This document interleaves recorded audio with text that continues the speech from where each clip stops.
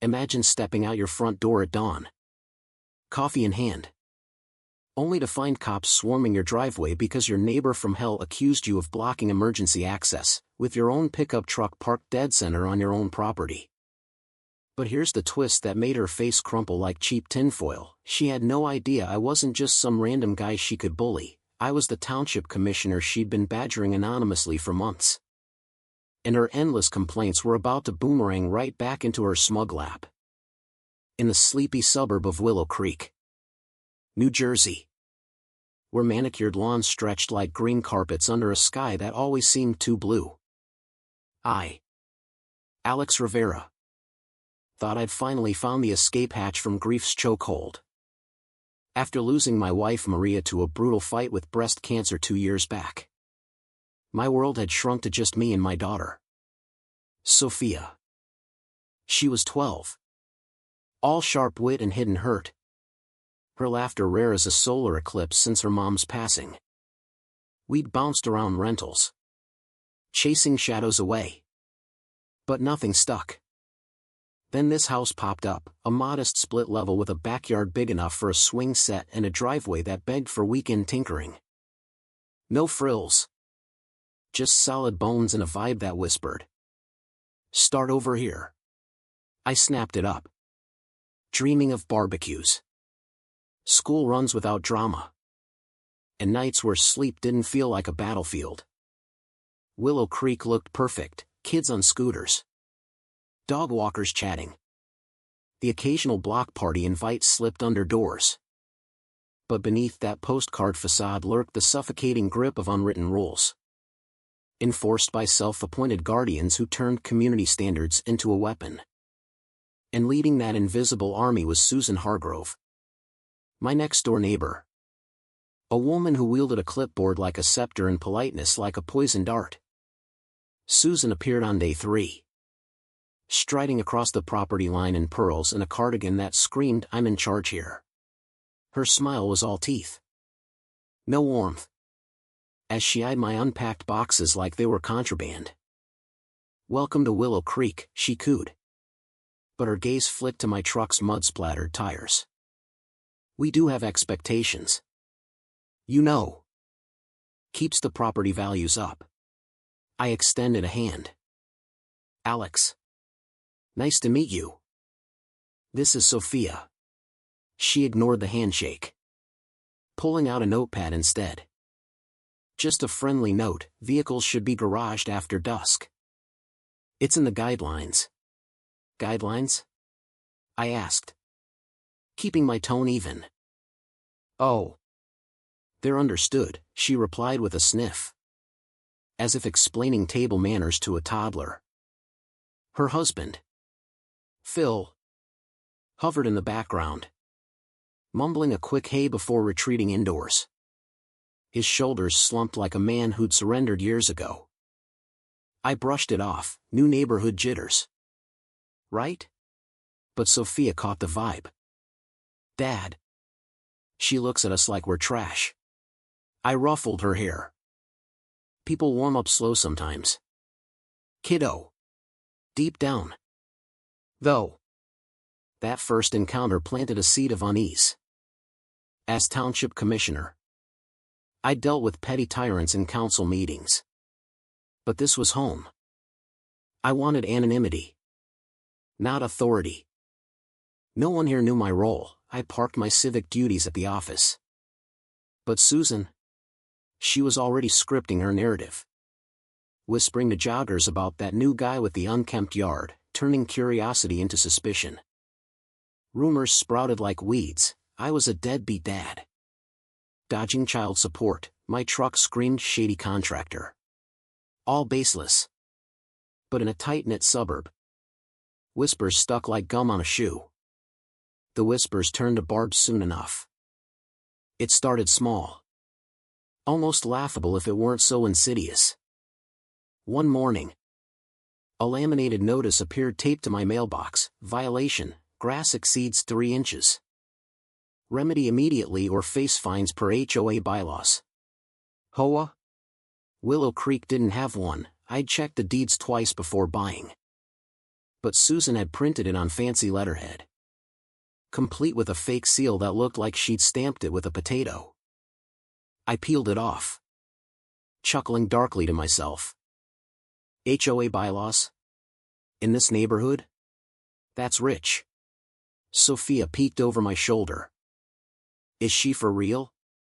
Apparently, I muttered, filing it away in a drawer labeled weird neighbor stuff. But Susan wasn't joking. By afternoon, a township code enforcer rolled up, clipboard in hand, looking as thrilled as a guy auditing his own taxes. Got a complaint about your lawn, he grumbled. I recognized him, Tim from the office, though he didn't know me outside council chambers. He measured the grass with a ruler, shook his head. It's 2.9 inches. You're good. As he drove off, Susan watched from her window, curtains twitching like a bad spy thriller. Thanks for wasting taxpayer time, I thought, but said nothing. Patience was my plan. Observe, document, don't escalate. I'd seen enough in township meetings to know bullies like her thrived on reactions. Let her dig her own grave. But graves don't dig themselves overnight. The next violation hit harder, a certified letter demanding I remove my unsightly backyard playset because it obstructed views and lowered aesthetics. Sophia loved that thing, it was her escape, swinging high like she could touch her mom's memory. The letter cited Section 7.2 of Community Standards, another fabrication. I snapped photos, timestamped them, and added to my growing file.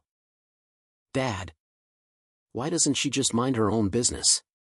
Sophia asked, her voice small. Some people need control to feel big, I replied, hugging her. But inside, anger simmered, a slow boil, mired in irony. As commissioner, I oversaw the very department she was abusing with anonymous tips. Her calls flooded in, suspect illegal structures at 47 Elm Street. Each one routed through my office, her voice disguised with a fake accent that sounded like a bad movie villain.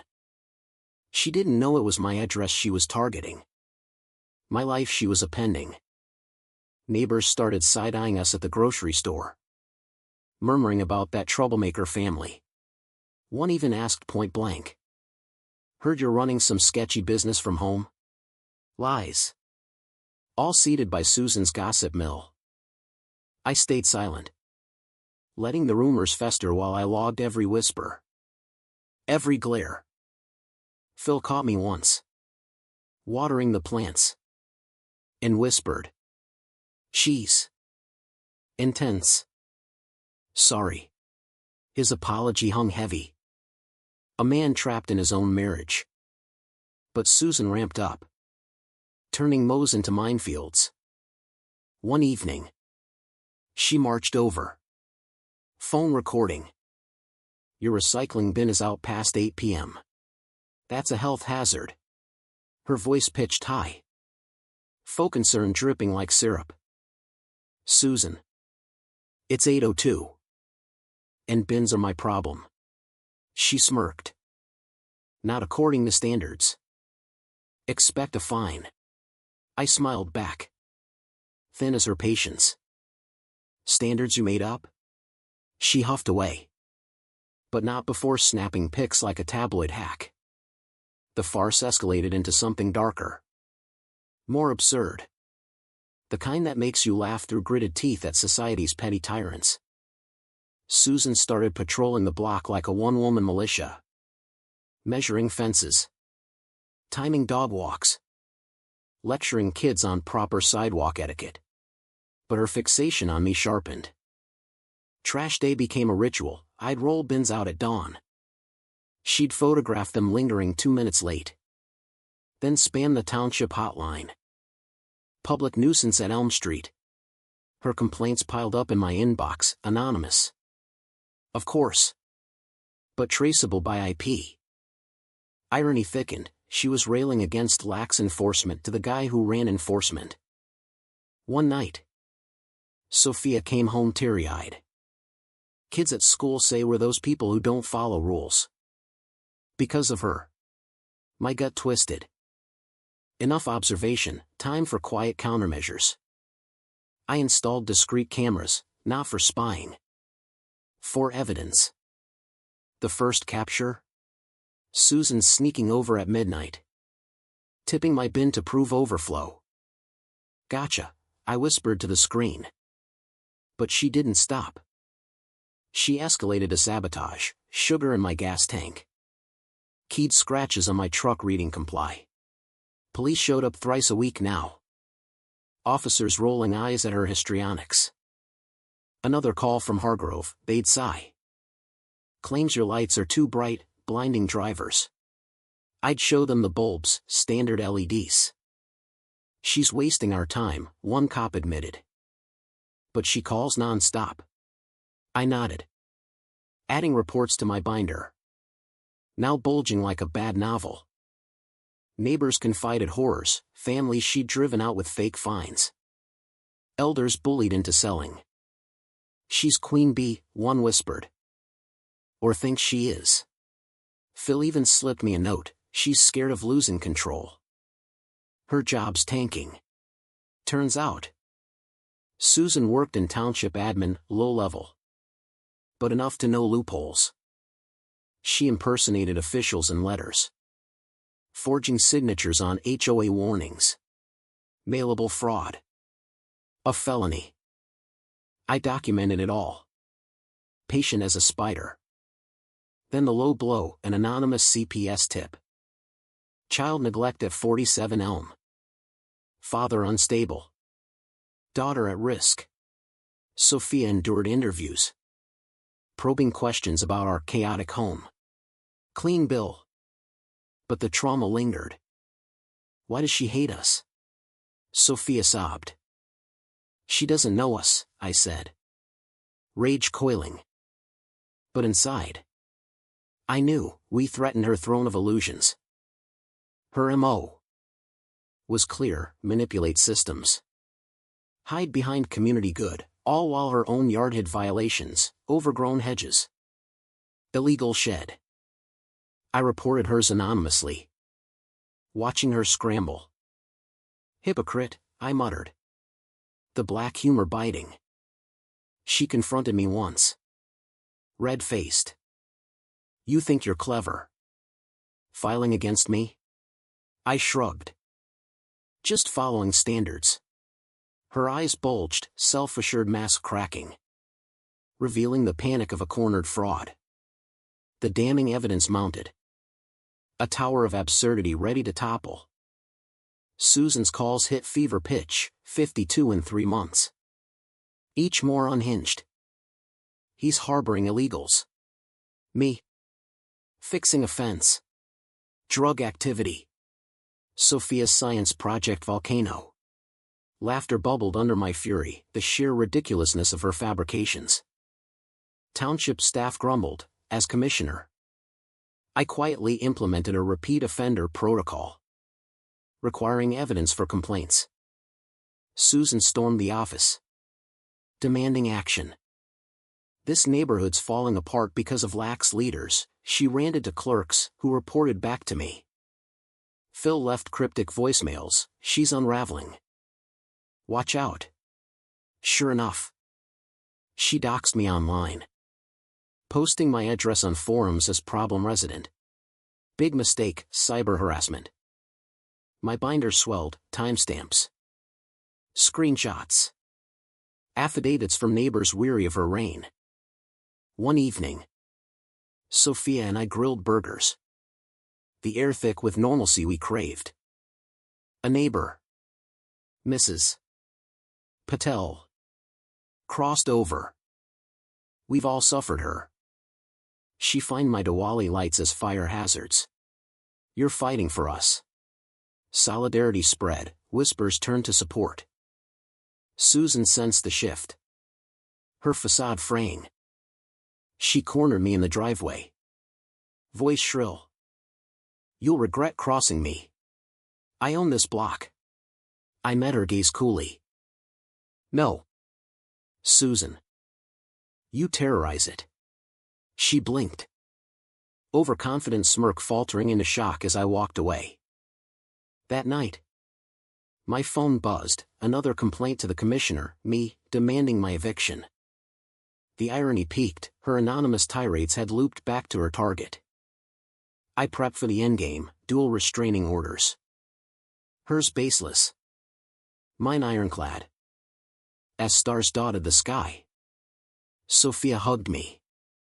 Make her stop. Dad. I will, I promised. The binder felt like justice incarnate, heavy. Undeniable. Court day dawned crisp. The township hall buzzing like a hive about to swarm. I strode in. Suit sharp. Binder under arm. Sophia by my side. Flanked by neighbors. Cops. And CPS reps. Susan sat prim. Lawyer fidgeting beside her. Her face a mask of righteous indignation. But when I took the stand, Alex Rivera, Township Commissioner, her jaw dropped. Color draining like a popped balloon. He's... What? She gasped. Eyes wide in hoarding panic. The judge. A no-nonsense vet named Harlan. Eyed her coolly. Proceed. Her lawyer stammered through harassment claims, photos of my violations, all staged. Harlan flipped pages. These are forgeries. Next. I laid out the binder, thudding like a gavel. 52 false reports. Trespass. Vandalism. Fraud. Doxing. CPS abuse. Evidence poured, videos of her sabotage. Logs of her calls, routed to me. Neighbor testimonies. She impersonated an HOA that doesn't exist, I stated flatly. Susan leaped up. He's lying. Standards must be upheld. Harlan banged the gavel. Sit. Or contempt. A cop testified, wasted hours on her nonsense. CPS, malicious tip. Endangering a child. Neighbors piled on, she drove us out with lies. Susan's defense crumbled, her lawyer whispered furiously. Then the hammer, MS. Hargrove. These commissioner complaints? You filed them against the commissioner himself. Her face twisted, arrogant certainty shattering into horrified realization. I didn't know. Harlan's voice boomed, ignorance isn't innocence. He granted my order, no contact. 200-yard buffer. Pre-approved filings only. Hers? Denied. You're the harasser. DA referral for fraud. False reports. Stalking. Susan slumped. Hands shaking. The tyrant unmasked in a courtroom blaze. Sophia squeezed my hand, neighbors murmured approval. As we exited, Susan's wail echoed, "This isn't fair." I didn't look back. Justice didn't gloat, it just leveled the field. In the aftermath, Willow Creek breathed again. The suffocating rules dissolving like mist. Susan's house hit the market within weeks. Her empire sold for a loss amid whispers of her downfall. Charges stuck, misdemeanors for false calls. Felony fraud probes. Her admin job? Terminated after HR reviewed her abusive systems. Phil filed for divorce. Citing unbearable control, poetic justice.